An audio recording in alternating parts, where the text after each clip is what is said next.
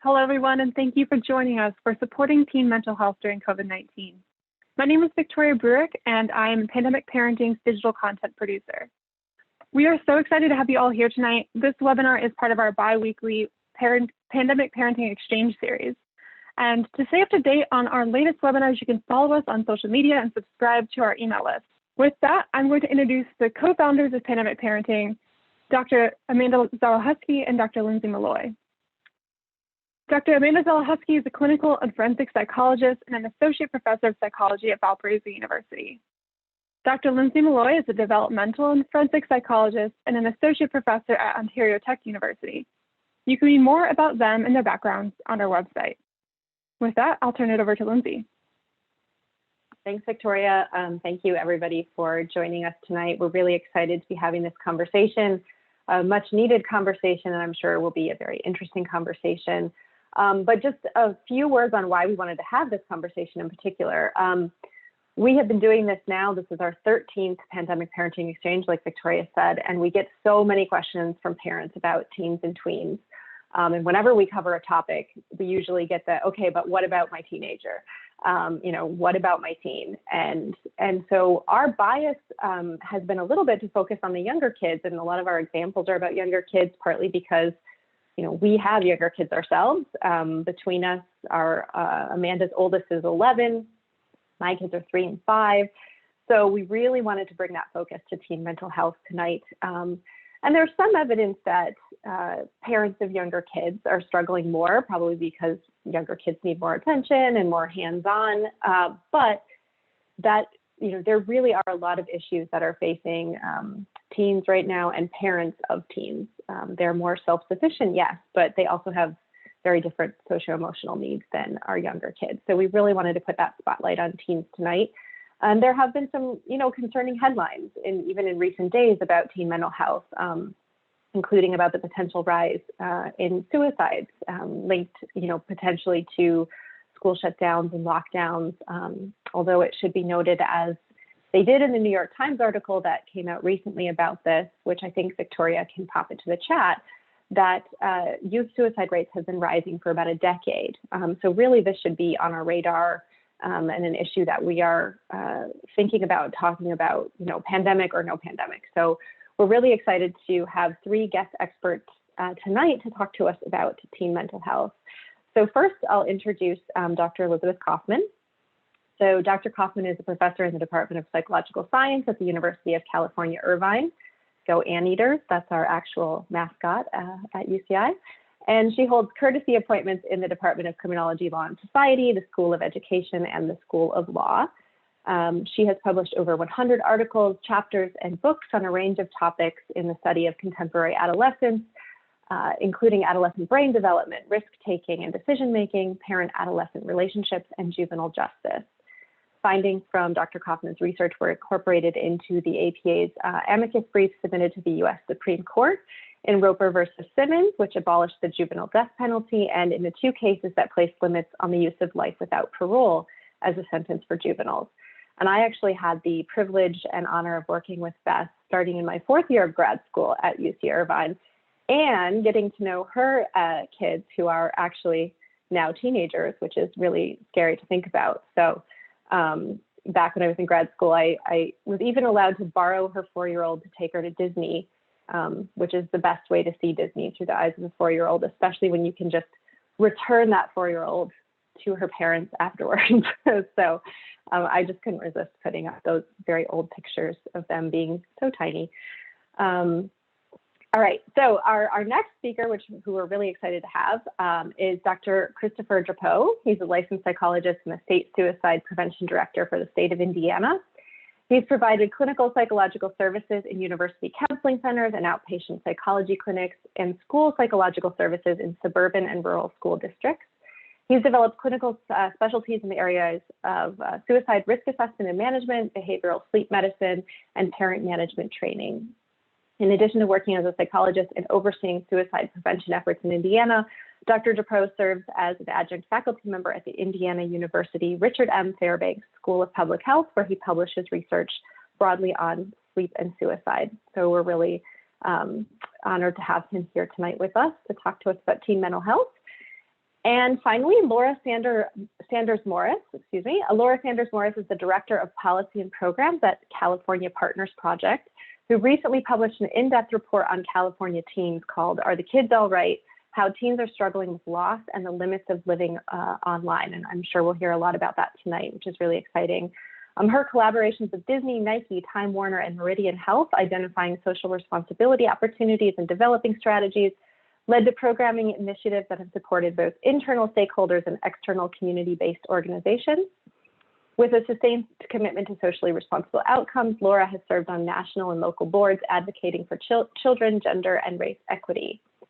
Recently, Laura transferred her passion for education and media to the pursuit of an advanced degree in education leadership, focusing her doctoral research on the role of parents and equity in online learning, which is such an important issue today.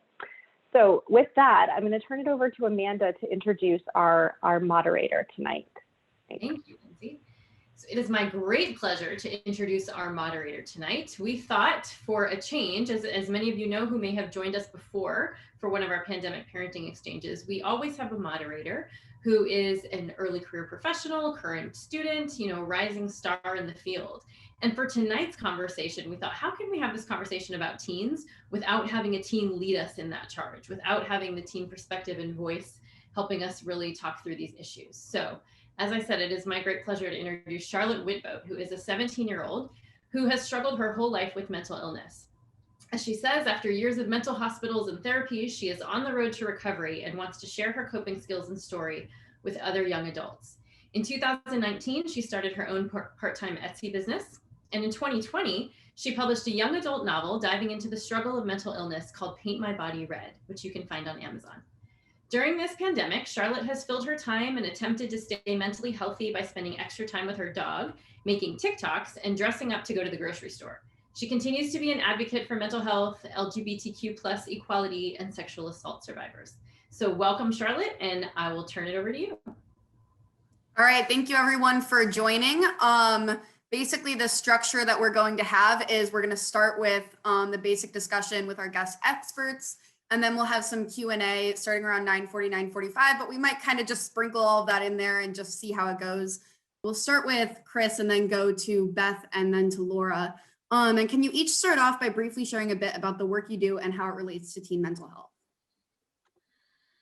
Sure. So yeah, glad to be here. And in addition to overseeing suicide prevention efforts in Indiana, of course, working with teenagers being a part of that, I'm also a licensed psychologist. So I do see teen clients every week in the evenings, a couple days a week. And I'm also a former professor and former school psychologist. So I had opportunities to work with teens in those capacities as well.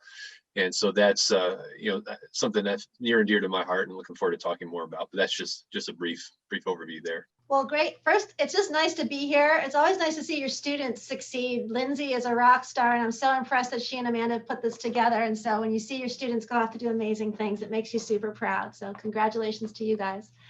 I'm delighted to be here. I have been working in adolescent development. I'm an adolescent psychologist. I have a developmental psychologist. I've been doing this now for over 20 years. And most of my work really centers around kids in the justice system, kids who've gotten in trouble, and really what kinds of issues are these kids facing? And in particular, how does the law respond to them? Now, of course, we're in the middle of a pandemic when the rug is completely pulled out from underneath us. And so this is a really important opportunity to not only look at how adolescents in general are struggling, but also our adolescents who are most vulnerable and most at risk. So those are the kinds of things that I focus on in my work, and I'm really excited to be here to talk to you about them. Yes, well, I'm with the California Partners Project, and I'm the Director of Programs, Policy and Program. And just a little bit about California Partners Project. We are an organization that's co-founded by the first partner of California, Jennifer Siebel-Newson, and Olivia Morgan. And our mission of our organization, the whole point of our organization is we are champions gender equity across the state and ensure the state's media and technology industries are a force for good in the lives of children. So shortly after CPP launched in January 2020, the co-founders, Jennifer Siebel-Newsom and Olivia Morgan, they met by phone with Dr. Koppelwitz of the Child Mind Institute. And as a part of the series of conversations with neuroscientists health professionals, technology developers, and child advocates to explore existing and emerging research on the relationship between technology use and child well-being. As COVID-19 spread across the country in the spring of 2020, our team sought Child Mind Institute's expertise on how the pandemic was likely to impact adolescent mental health over the long term. So surveys were beginning to show significant anxiety and depression among adolescents. So at CPP, we wanted to understand in greater detail, how are the California adolescents faring during this pandemic? What could be learned about the impact of social media and gaming, replacing teens' in-person social activities? So we also commissioned Material Research and CMI as partners in the qualitative study of teen mental health, which provides immediate recommendations for teens and parents. So that's how we got to the report, and I look forward to sharing with you our findings. All right, thank you everyone. We're super excited to have you here. We're gonna start off with Beth. As an expert in adolescent development, what can you share with us about how and why this pandemic has been so hard for teens in particular? I probably don't even need to answer that question. Every parent out there right now knows why. You're living with your adolescent and it's impossible. You know, in all honesty, we all know adolescents are social beings, social creatures. And in fact, a lot of the research that I do looking at the adolescent brain and the way we're wired, we actually see that the brain is socially wired for social interaction during adolescence. So there's a really good reason why your kids want to be engaged with others. That lack of social connection right now, not only is it hard for us, but it's especially hard for kids at this time. And so I know you're all struggling with how you do this. So what's the right answer? There is no right answer. You have to survive and your kids have to survive. I have a 17-year-old daughter, and trying to tell her she couldn't go out on New Year's and go to a party and do all that, you would think I'm the worst mother in the world. At the same time, we're in a pandemic. So trying to find that balance, and there's two really important ingredients for parenting. There's a recipe, and that recipe involves responsiveness, being warm, supportive, caring, but also being demanding, setting limits and boundaries, providing guidance, monitoring what your kid does. Those two ingredients are your most important ingredients. So when you have to tell your kid, no, you can't do this, explain why, and then help them come up with the solution. So not the perfect solution for my 17-year-old who was pretty pissed she couldn't go to, the New Year's party. We did create some alternatives. We have created a small bubble with her friends. She was allowed to have one of those friends over, and they did a Zoom party and had some creative activities to do. Not the perfect, not the best, but something we could do to manage the balance of her needs with what we knew was safe. And that's what you're struggling with right now, finding that balance. So remember your two ingredients for parenting: being responsive, warm, supportive, but also setting limits and boundaries and expectations. When you set a rule, you set a guideline, you say something, explain why, and then help them. Okay, we can't do this, but what can we do? Turn it around, let them be involved, let them be engaged to come up with the solution on how to make things better, because they need that interaction just as much as we do. But she didn't want to go to Disney with her mom's grad student? Like, that's not cool anymore? Totally not cool, Lindsay, you're out. Heartbreaking, okay. I love what you're saying about that too, Beth, because I know for me, it's really, I feel like a lot of times when we're trying to resolve conflicts, whether it be with kids or with anyone in general, a lot of times I hear parents say no, and that's it. And so I love that you brought up like offering a solution, because it feels so much less like they're just saying no for the heck of it. When my parents will say, okay, I understand this isn't going to work for XYZ reasons, but this might be a good alternative, because it seems like they actually want to work with me and are trying to find a solution and middle ground. And I find that really helpful too. So Christopher, you study suicide risk and suicide prevention. How can parents know when their teen might have crossed a line from being depressed to potentially being suicidal? And part two of that question is, what should parents do if their child expresses suicidal ideation or tendencies? Yeah, and I just want to start with the caveat, given that, we've got 283 folks on this webinar, and I don't know if I know anyone on this webinar, but the to know your situation would be very important to give you advice in this particular area. So I just want to make that caveat. Could be obvious, but sometimes general advice sounds good, but when you go to apply it, it's like, well, that expert said it would work, and it's maybe not working for me. So keep that in mind, please. But I'd say the first thing you could do is, the American Association of Suicidology, they published official warning signs for suicide that, is path warm is the acronym. So are they talking about or expressing that they're thinking about suicide? That's the most obvious sign that they've crossed the line, right? Are they also engaging in substance use at a degree that's irregular for them? Are they more anxious than usual, angry, withdrawn? Are they not sleeping well? So there's a number of signs, but you need to also know that there is research showing that these official warning signs, they don't necessarily translate across all cultures. So it is possible that those warnings, you may not see those warning signs, and you may have a teenager who's thinking of suicide. So my recommendation is to think about something that David Jobs, who's the creator of the Collaborative Assessment Management of Suicidality, he says to think about, to find the personal drivers of suicide. So rather than making assumptions about why your teen may be thinking about suicide, try to figure out what they feel like is driving them toward it. What are their personal warning signs? And I think getting to know your teen as much as possible will allow you to respond as effectively as you can. And another thing I want to mention, because I know for parents, when you have a child who's expressing thoughts of suicide, I imagine your response is you're freaking out on the inside, because that's your child, you love them, and this is a potential life or death situation. And so I think the best advice that I could give you, and you probably know this intuitively, but that when you're freaking out, it's hard to think of it, is to actually remain calm in that situation and engage in reflective listening. So what do? You listen. You suspend any judgment, any hostile response, negativity, you just listen. And it actually goes straight into the advice that was just given by Elizabeth, with that warm demeanor and showing them that you love them through how you respond to what they're sharing with you.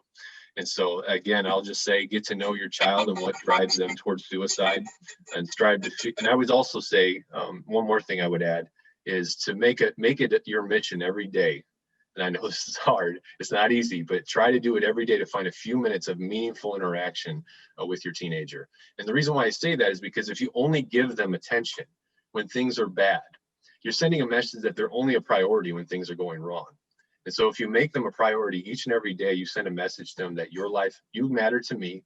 I'm showing you how much I love you because I'm making time to talk to you. Even if I'm annoying you as your parent, I'm still checking in with you to let you know, hey, I'm watching you, I hear you, I see you, and I want to know what's going on in your life. So I guess those would be my two quick answers to those questions, Charlotte. I just want to ask a follow-up, because I'm seeing a couple people ask it in the Q&A, Chris. So how do what signs should they be looking for?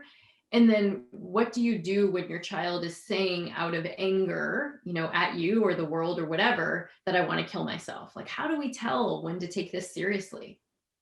I would always take it seriously. I would never try to assume you know what your teenager is thinking unless they are telling you what they're thinking. So I would take it as that. And okay, I've talked to many parents about this, and I've heard an expression that, oh, they're just doing it for attention, right? They're just saying it to get my attention. Well, guess what? If you give them attention every single day, regardless of what's going on, they may not have to go to that length to get your attention in the first place. So that could be a sign that there's something wrong with the relationship at home. Just something to think about. But some of the signs, like I shared about the warning signs, just trust your gut. If something feels off, I would check in. But like I said, I would try to check in daily, so it doesn't look like I only care when everything's going to hell, so to speak. Yeah, thank you for that answer, Chris. And I know some of the first mental health stuff I struggled with was suicidal stuff. And I think, especially these days, there's a lot of throwing around mental health terms of, I'm so bipolar and I'm so OCD and I should just kill myself and whatever. But I know for me, now that I'm in a good mental state, I didn't realize how much of those things I said were really just me deflecting what I felt. I don't think it was necessarily, I'm going to off myself tonight, but I think it was that underlying feeling of constantly feeling like I didn't have a worth or value in this world. And so I think, you know, even if your kid is doing it for attention or whatever, you know, they still have an unfulfilled need. And I think that it's important to know just because they're not going to do anything tonight doesn't mean that it's not some deep issues they're struggling with. And I liked how you were talking about, you know, just really listening to your kid too, Chris, because I know for me, when I expressed suicidal ideation to my parents for the first time, you know, they had no idea what to do with that. Like, what do you do with that? But the biggest thing to know is that for me, when I expressed that, it's because I wanted help and I didn't know how to get it and I didn't know what to do. And I was just scared because something was wrong in my head and I didn't know what to do with that, you know, like who wants to kill themselves? That's so weird. And so it's important to just remember, like, this is their way of reaching out, regardless of what it looks like. And Charlotte, could I add one more thing? Sorry. Yeah. One more thing to share on that is that, you know, I think people have a tendency to be hesitant when they're thinking about suicide because they want to know how the person's going to react, because it's an intimate thing to share. You don't know how people are going to respond. You know, inpatient hospitalization is also a loss of autonomy. So there's a lot of things that I think people are thinking about before they disclose. And so I just wanted to make this point that, Charlotte, you reminded me of when you were talking, is when we respond calmly and we send the message that we're a safe person to talk to about this, that increases the likelihood that if it happens again, they will tell us. But if we react in a way that makes the person feel like we're judging them or looking down on them, what you've effectively done is you've cut yourself off from having the conversation again. And so I think that's the one thing the parents that don't want to do, because you want to know, you want to make sure your child's okay, but also you need to make sure those channels of communication are open. And so I would even follow up with your teen and ask them, you know, how did that go when you had that conversation? You know, when they feel calmer, could I have approached that better? And that feedback will allow you to actually deepen that relationship and have a more effective conversation later if you happen to say something that comes across negatively. So I'll stop there though.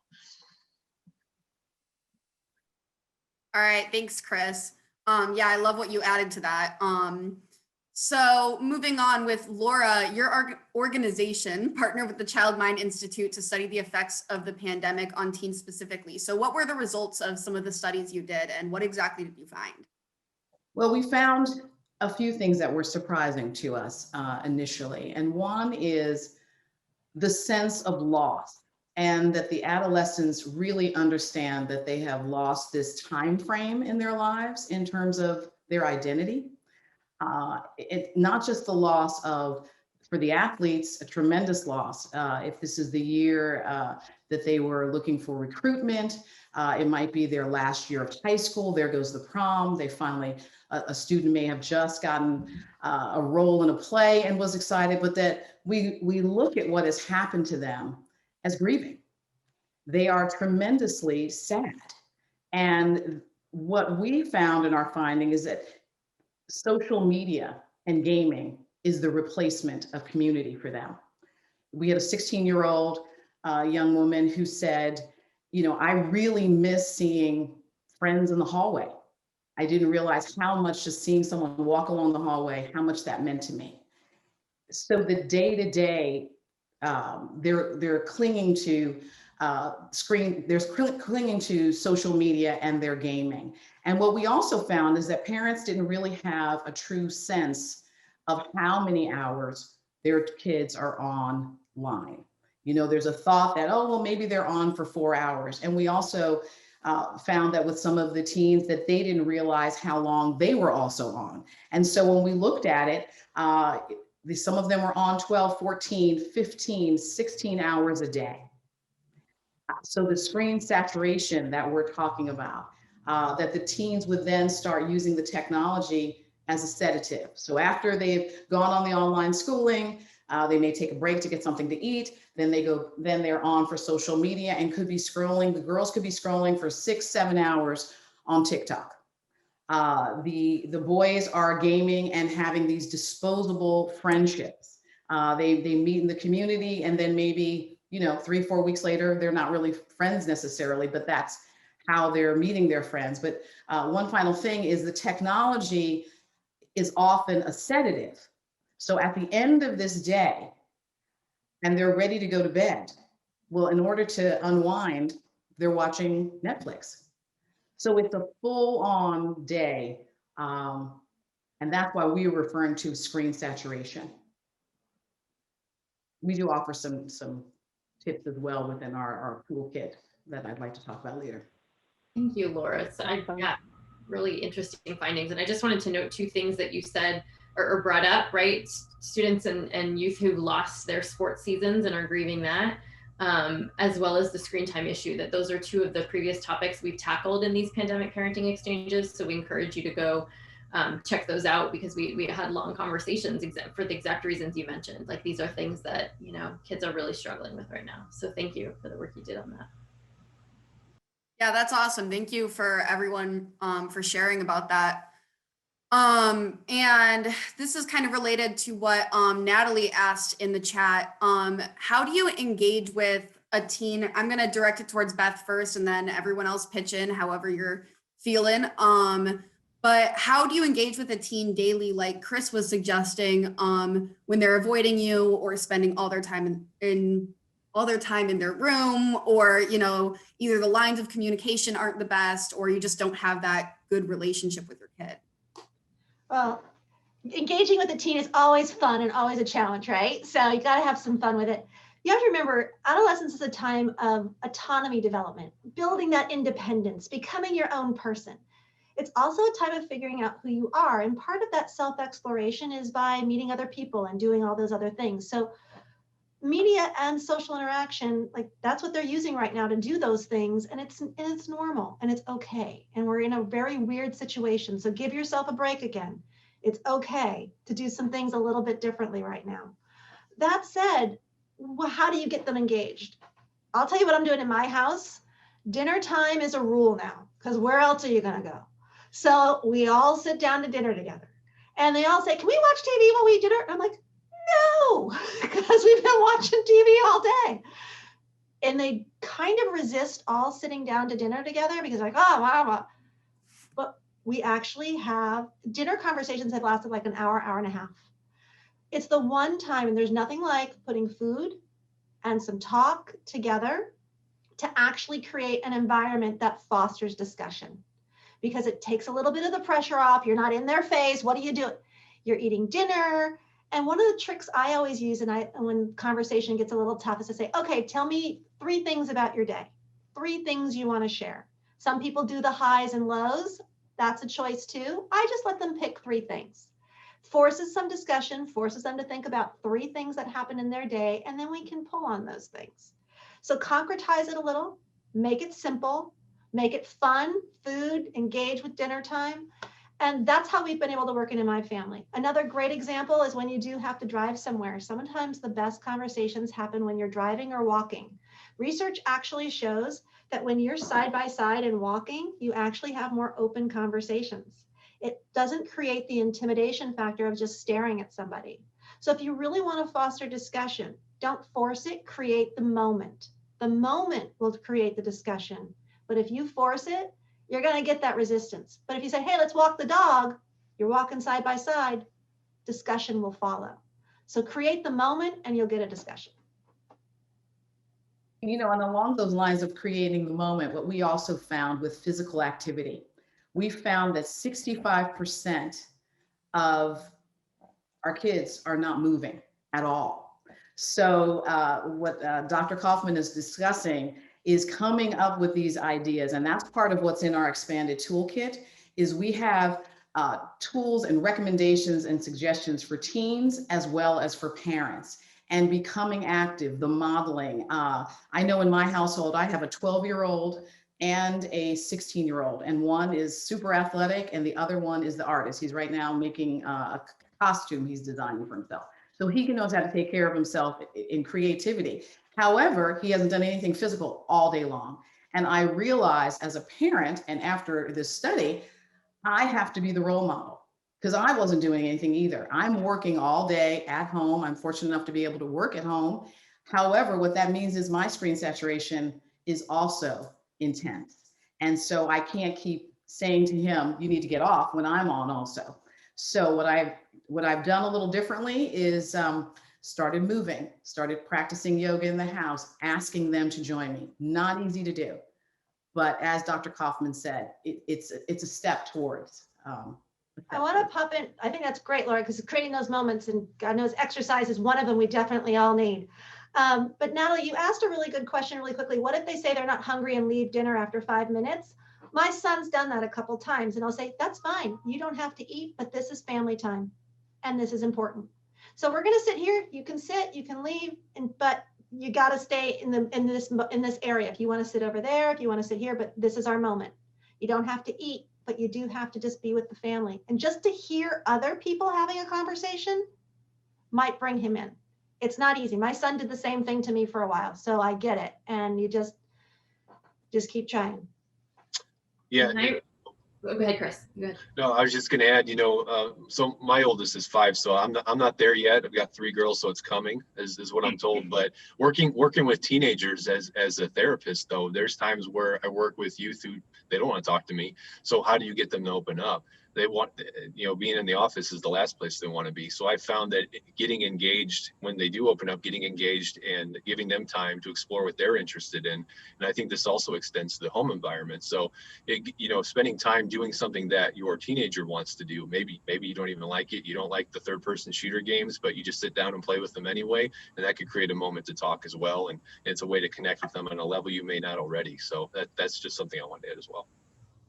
And I appreciated what you said, Laura, too, about the motivation for us as parents, that, like you said, we're tired at the end of the day. The last thing I want to do is, try to motivate my kids to do yoga with me or go for a walk. But I think your point is exactly right, that they're going to take our cue from us in many ways. And I'm seeing lots of folks ask in the chat questions about motivation and how do we help our kids stay motivated because they are becoming so sedentary. But I just think your point is such a great reminder that we have to model that, we have to emulate some of that motivation and say, okay, I'm really excited. We're going to do this. And like Beth said, I know you don't want to, but we're going to do it together. And then to your point, Chris, give them opportunities to do things that they want. Maybe it's, hey, let's come up with a playlist together, or let's, whatever it is that they're enjoying and connected to.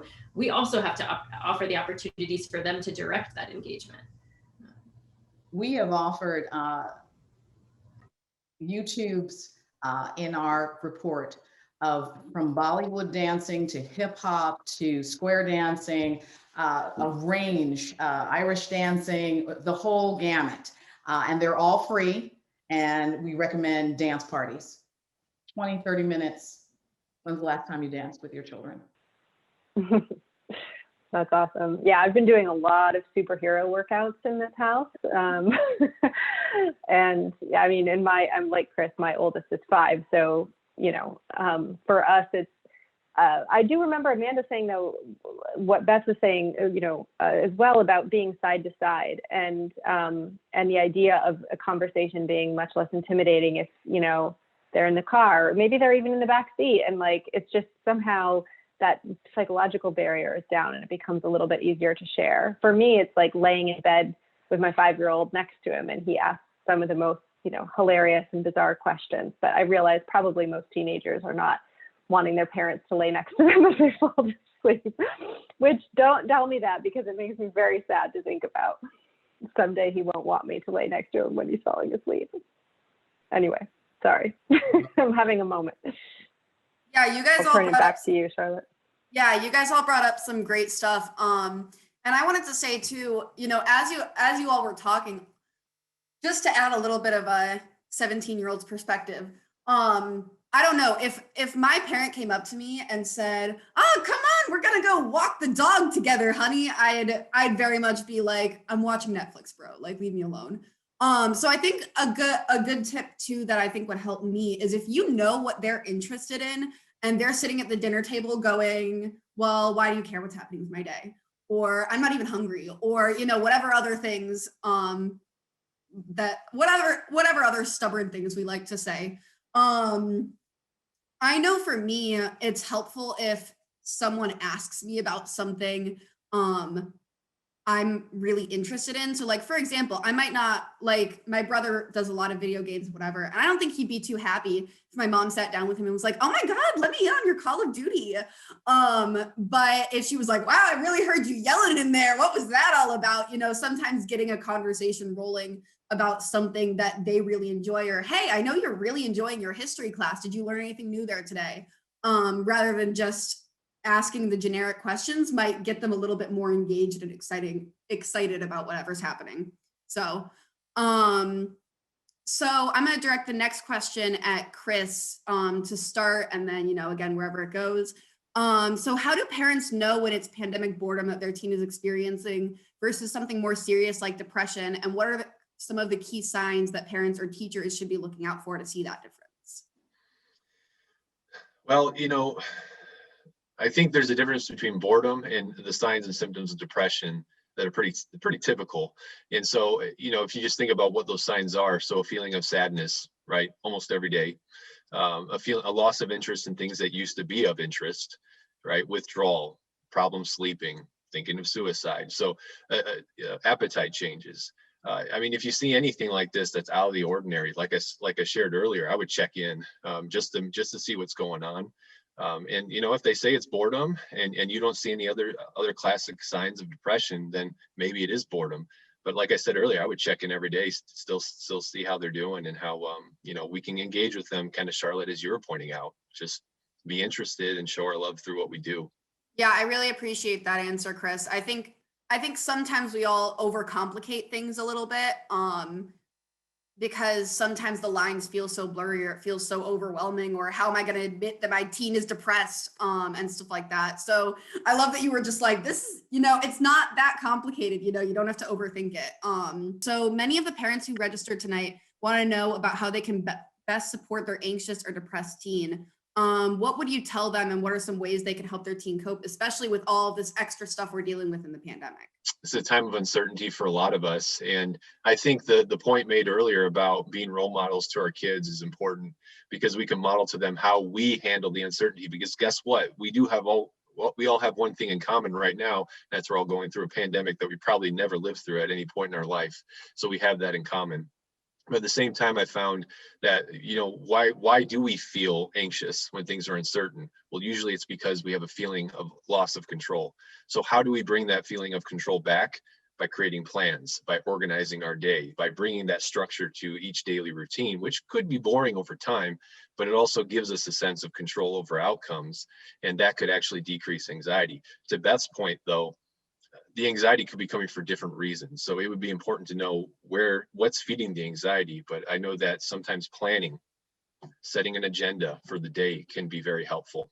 And I think what you were sort of touching on a little bit there is just modeling for our kids, expressing emotions, or saying that, you're feeling a bit down about, how things are lately, or you're feeling anxious about this or that, and modeling to them how to cope with that, I think can go a long way too. And just allow, the disclosure that you're struggling with your mental health potentially allows them to feel comfortable with, oh, this is a topic we talk about in this family. This is something that's okay for me to bring up. And I also just wanted to add, with you talking about the routine and stuff like that, Chris, I love that you were saying that, because it really is the sense of control. And I know in my personal experience, so much of my mental health issues have come from feeling like I don't have control, whether it's control over my environment or what's happening in the world, or now a global pandemic.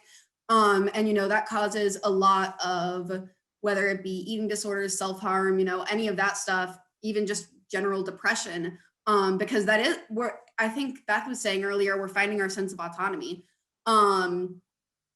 And so I don't think most teenagers are as anal as I am, but I definitely think looking for those ways to make them feel like, even like we were talking about earlier with letting your kids make the decisions of things, and just saying, hey, here are some alternatives and stuff like that. Even making that choice makes you feel a little bit more in control and powerful. So going over to Beth, how can parents, teachers, etc., help teens who feel disconnected and don't really know what the meaning or purpose of all of this is right now? Well, I think one of the ways that we found was to simply not blame the teens for their coping mechanisms. If creating a community from gaming, which what we found is that boys primarily do that. Then if that's the case, then maybe not blame them that they're on this gaming, that they're actually talking about other things. If you can ever eavesdrop, which I have done with my son, they're talking about much more than the game. This is how they talk. Maybe in my generation, we were on the phones and, you know, you might've had your teenage phone or what have you, but the gaming is the way in which they are forming a community. It may not be ideal, but they are staying connected to other teens. That's one. The other is there were several, because of the parents suggesting, maybe gently, that their teens think about what is it that you've ever tried to do? What interests are you, what are you interested in? And how you could maybe support them with the hobbies that they have always been doing. But the parents that kind of let that go and let them think in a way about, you know, oh, I've never really jogged before. I've always, you know, I've always been a swimmer, but I can't get into the pool. But maybe I can try a little bit of track and field. Maybe I can try something a little different. And so I would say that encouraging them is what we also found. That was great, Laura. I want to follow up on that because I know a lot of parents are really worried about media use. We all are, I mean, because we're all on it all the time. And I'm not going to lie, before the pandemic, you were all worried about media use. So, I mean, that was like the main thing. Everybody's always worried about kids on media. So this is like, kids are like, see, we get to use media now because there's a pandemic and now we get to do it and you parents suck. And so that's the fun thing, is that parents are now like, guess I got to let them use their media. Two really important things about this. One, parents have been worrying about media since the beginning of reading. If you actually go back in history, there are articles written in research journals about kids reading too much, and that these comic books and this reading that they're doing is going to be terrible for them because they won't be engaged. Now, of course, we're like, read, we want you to read. Okay, then the television came out, and then music. We as parents tend to perseverate on what's new and different, and we worry about it.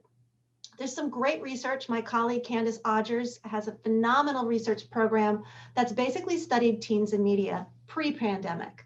And pre-pandemic, you don't have a lot to worry about. Kids use media, in fact, to socialize. That actually reinforces positive experiences. They go and have a social experience, and then they talk through it in different media ways. So we don't see very much effect of media on kids. Now, there are some exceptions. Media can disrupt sleep. We know that getting sleep is really important. And we know that kids who are keeping their phones in their room or trying to sleep at night, and it interrupts. So you do try to want to get devices out of the bedroom if you can. Two, the other big thing is kids with ADHD or other mental health problems, screen time can be overstimulating. So you want to make sure you put breaks in place. But media use pre-pandemic wasn't as bad as parents feared. Now, of course, we've got a pandemic, and now, of course, they get their way. So long story short, they're okay. And it's okay to use the media. Don't panic. Let them do what they need to do. And we're all finding our way. And everyone's going to be okay. And so let them use that social media to get that interaction they need. I think Laura's point on the video game, if you could hear my son and his friends gaming, it's exactly what you want. And it's social interaction in a way that's safe during this time. So give yourself a break. The media use is okay. And to be honest, it was really okay pre-pandemic too. So if you need the research sources, you know where to find Lindsay and Amanda. They'll get them to you. Yeah, thank you so much for bringing that up, Beth, and for all that reassurance. And I just want to say, every expert we've talked to about this very topic has said the same thing, that, you know, give yourselves a break, give your kids a break. We are in an unprecedented situation. And so I just, yeah, thank you for that reassurance again. I think parents really can't hear that enough right now. So. Yeah, and I think regardless of the pandemic, sometimes we get really caught up in making sure to do the right thing. And the truth is, at the end of the day, all parents are just doing the best they can. And I know for me, there has been a point where I'm like, yeah, I guess I got to cut them a little bit of a break. This is harder than I used to think. So we paid her quite a lot to say that. No, I'm just kidding. Yeah. Don't worry about my salary. It's not important. I'm just joking. So last question, or not last question, but final like big question. And I'm going to direct this one to Chris, from Dawn in the Q&A. How can parents who have to work outside of the home monitor their children who are stuck at home, especially if they're not able to afford or have access to healthcare or to childcare? That's what I meant. Yeah, I mean, this is a tough question to answer. I'll just say that, just to be honest with you. And I don't know if it makes sense to have check-ins. You know, I don't, obviously you want to have a relationship of trust with your teenager. You want to show them that you believe in them and that they can do things on their own. But maybe actually, now this is what's coming to mind, is maybe sitting down with them and saying, hey, I just want to check in with you every now and then while I'm gone, just to make sure everything's okay. Can we come up with a system that works for both of us? And then that allows them to have the autonomy decision making. You both come to something that you agree with, that you feel safe about. But I'm also curious to hear what Beth and Laura think about this question as well. I think Chris hit it right on the money. I mean, kids need independence. They need to be given responsibility and the respect. You treat kids with respect and they hopefully will in turn show you that respect. Now, of course, adolescents are going to make mistakes. We all know this. We all were adolescents. We all made those mistakes. You all know what you did. So you know what's possible. So that said, how do you create safe risk-taking? How do you create an environment that allows your child to explore, to take those risks, but in a safe way? It's by providing those two ingredients again. You want to be warm and responsive, but you still have demands and expectations, and they need to be able to meet those expectations. And when they don't, there's consequences. And I think one of the things we want to make sure we do is provide them with the opportunities to learn from mistakes when they make them, and then to figure out the next steps to go from there. So it's a learning process for both of you. And I think setting out goals ahead of time and letting be part of that goal setting, I think Chris's point's right on target on that. Laura, do you have anything to add? You know, I agree with everything that they're saying. And I also think the way in which, and I think it's been covered, but the way in which we are viewing their usage, again, I get back to that, of tech, particularly of social media. And one of the findings that was surprising to us was around TikTok, particularly for girls. We had a couple of our teens say, listen, I live for TikTok. I get everything from TikTok, my news, TikTok, I figure out everything from fashion. They see the celebrities. There's a real connection of what they're finding in TikTok. And part of it is that they're not being judged. And when they're looking at often maybe like an Instagram, if it's like they feel pressure to be on the runway, you know, or the red carpet. It's a curated experience. And so I think maybe to add to that, what is it in the social media that they are attuned to, like the TikTok? What is it that they're getting from it? Is it that they're not being judged? Is it that they're able to just be themselves and dance and be silly? And so I think as a parent, what are we able to help them remain silly and fun and not judge them? I think that's one of the things to think about. Yeah, I think that's great, Laura. And just to put myself on blast real quick, I just looked at my phone to see what my time, like my screen time is. And I spend on average, and I know my parents are watching this, on average 3 hours a day on TikTok. So, and I feel pretty okay. So I'm not saying that's the best thing, but it's not the worst, and I seem like I'm turning out fine so far. All right, so to finally kind of cap things off, let's start with Laura and then Chris and then Beth, and just tell us what's one message you have right now for teens and what's one message you have for their parents. Well, the one message that I have that I think we did not cover is to really take a look at our sleep habits. That came out in our report. It is one of the areas in our expanded toolkit that we are suggesting. We met with Professor Walker, who is known as the sleep diplomat, to talk about sleep and the ramifications of not having sleep. And sleep has been disrupted for everyone during this period of time. So how we can really bring this sleep back into our lives. Our kids will be able to do better in school. We're able to function better. But I just would like on the one note is to let's be mindful about sleep and what our sleep habits are like at home with our children. and ourselves. Laura, we're having a mind meld. I was going to say the exact same thing, sleep. And I'll just say, there's data that's collected via the Youth Risk Behavior Survey that the CDC publishes every 2 years, and pretty consistently they find that about 70% of high school attending adolescents get less than the recommended amount of sleep on school nights and tend to sleep in on the weekends. Some do, which is like crossing time zones if you think about it, every week. So yeah, sleep is a major issue. And I was a therapist in a residential high school for gifted and talented students, and I would have students would come in and brag like, I'm getting straight A's. I'm only getting like 4 hours of sleep a night. Do you understand what you're doing to your memory? You're putting yourself at a disadvantage. So sometimes kids, they wear it like a badge of honor, but they're really doing harm to themselves by not taking sleep seriously. So I fully concur with that as a message to teens. And I just want to say for parents, focused on suicide risk, I think parents need to be more empowered. I think we assume that because somebody's a licensed health professional or mental health professional, that they are prepared to help you and your child who is thinking of suicide. And unfortunately, suicide today is more like a specialty that is like a general thing that everybody's prepared to address. And so I'm going to share some resources with Amanda and Lindsay that I hope you'll look at, because I think you need to know what are the current evidence-based treatments, what are the tools that professionals could use to assess so that you can be more intentional about who treats your child's suicide risk, and you don't just have to accept whoever you find. Because there fortunately are stories in which things are mishandled because people aren't prepared for the moment. And like I said earlier, this is about life and death. And so we need to be more empowered, and our children need to be more empowered about who treats them in those pivotal moments. So that's what I would say to parents.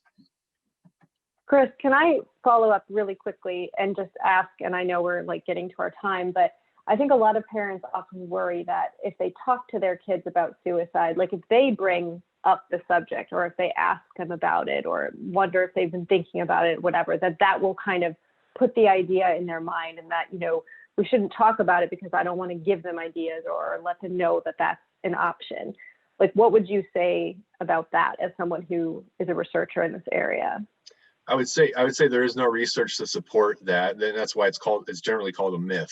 Obviously, if somebody's thinking about suicide, I don't think they just woke up with the thought, or if you brought it up, they thought, oh wow, that's an interesting idea. I might think about that some more. Typically, if somebody's thinking of suicide, it's been on their mind, and there is this assumption, and there's evidence for and against this. And I know I'm trying to be quick because of time, but it's often assumed that suicide's impulsive.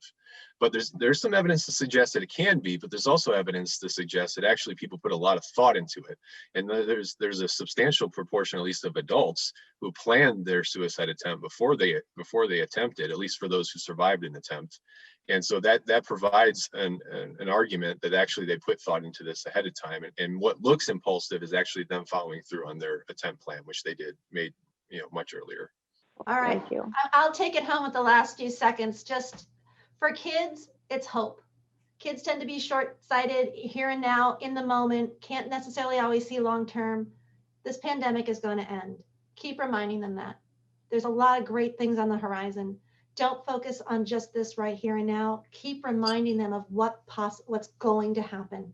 Keep them future focused. Keep them on task for what's coming. The world will open again. It will be okay. And to parents, most importantly, you've got this. It's hard. It's not easy. We're all struggling, but you got it. Your kids are great. You're great. You're all doing great. We're doing the best we can, and we'll all get through this. Thank you. Now I am actually going to take the mic back from Charlotte, because I want Charlotte to answer this question too. And so while she's doing that and thinking of her answer, I'd also encourage all of you who joined us to please take a minute and fill out the feedback survey that Victoria is going to pop right into the chat. We really value your feedback. We want to know what other topics you want us to tackle. So please take a few moments to fill that out. And so Charlotte, what is one message you have right now for your fellow teens? And what message do you have for their parents? I think for teens, and I mean, this is general advice for everyone in the middle of a freaking pandemic. No one knows what to do with this. Is I know for me, the most helpful thing has just been going back to the basics. Like, why am I worrying about my grades in school when I haven't eaten today? Going back to the basic self-care things that you need to do to function well. And sometimes I forget those. And also just, you know, we have to be extra kind to ourselves and extra patient with ourselves. And for parents, I would remind you to not hold your teen to standards you don't hold yourself to, you know, because at the end of the day, we're all just human, and it doesn't make sense to hold your teen to a standard that, you know, you don't accomplish either. And sometimes I feel like we expect a lot out of our household dynamics. So that's the last bit of advice I would have. So I just want to give a huge thank you, to everybody who attended and joined us tonight. This is such an important topic. We're going to continue to put out resources, share the wonderful things that all of our experts suggested, the resources that they offered tonight. We'll be adding those to our website. So special thanks to Charlotte for moderating, and to Beth and Chris and Laura for so generously sharing your time and expertise with all of us. Thank you. Yeah, thank you for being here. Thank you. And then Charlotte, I'm so excited for your future. I really am. I feel like you've got I don't know if you want one, but you've got a career in journalism or, you know, hosting, if you want it. Thanks. I'm a teenager. I appreciate the ego boost. All right, we want to thank our pandemic parenting team as well. And for those of you who are new and joining us for the first time, one of the best ways you can help us keep supporting parents and help us keep doing this work is to share the website, share all these free resources with others, with parents, with caregivers, with people who work with kids. Let them know that these resources are there to help them.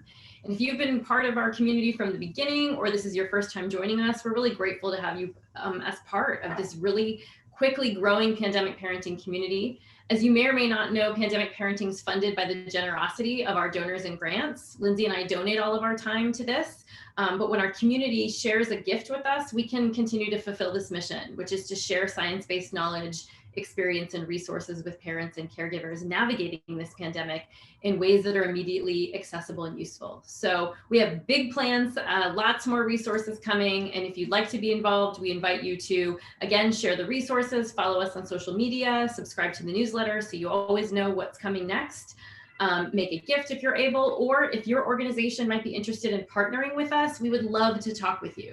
So thank you again for everybody joining us tonight. Please join us for our next webinar on Thursday, February 11th at 9 p.m. Eastern.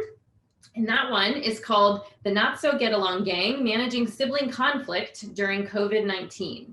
Another hot topic we've been asked about by lots of parents, and Lindsay and I can't wait to learn how the heck to get our kids to stop fighting with each other. So thank you again, everybody, for being here, and we will see you next time.